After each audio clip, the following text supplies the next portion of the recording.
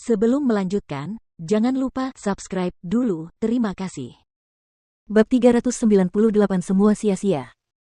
Mendengar ini, Murong Yisuan mendongak menatap ayahnya, dan dengan nada serius berkata, tidak ada yang bisa dibandingkan dengannya.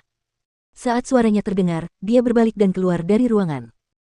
Sambil mengerutkan kening, Murongbo memperhatikan kepergian putranya. Khawatir putranya akan pergi ke putra mahkota Green Gallop, ia pun gelisah dan mengikutinya.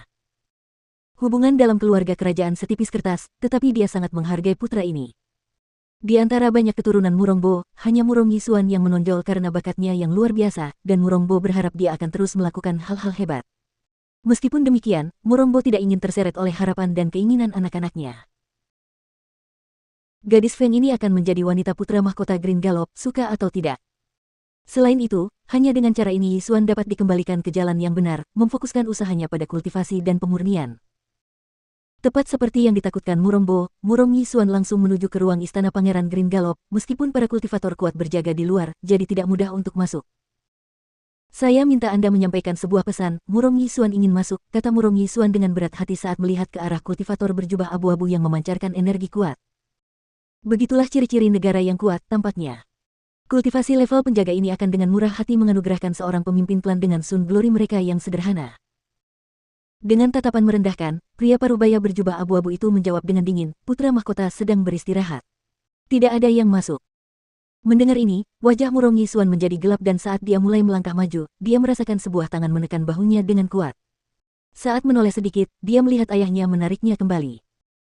Sambil tersenyum hormat, Murongbo berkata kepada pria parubaya itu, "Heh. Anakku sudah lama mengagumi putra mahkota, dan dia bergegas menemuinya begitu mendengar putra mahkota ada di sini, tanpa menyadari bahwa dia hampir mengganggu istirahat putra mahkota." Kemudian, sambil berbalik dan melihat ekspresi geram di wajah Murong Yisuan, dia berteriak kepadanya, "Apa yang masih kau lakukan di sini?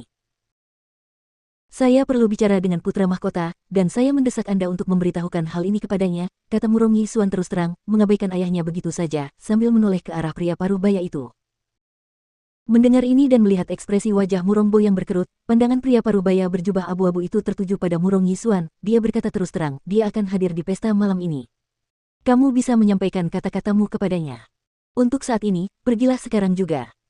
Para pengawal, usir pangeran ketiga dari halaman istana. Teriak Murongbo. Seketika, beberapa pengawal bergegas mendekat. Namun, karena tidak ingin mengusirnya dengan paksa, mereka dengan hormat berkata, "Pangeran ketiga, lewat sini." Melihat ini, wajah Murong Yisuan menjadi gelap.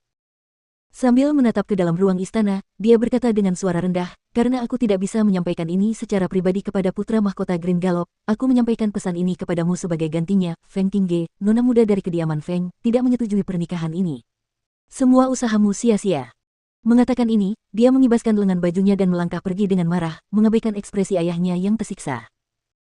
Murongbo merasa seolah-olah api yang berkobar membakar seluruh indranya. Dia hampir saja mencapai kesepakatan dengan Green Gallop Country, tetapi dihalangi oleh putranya sendiri. Dia harus membayarnya.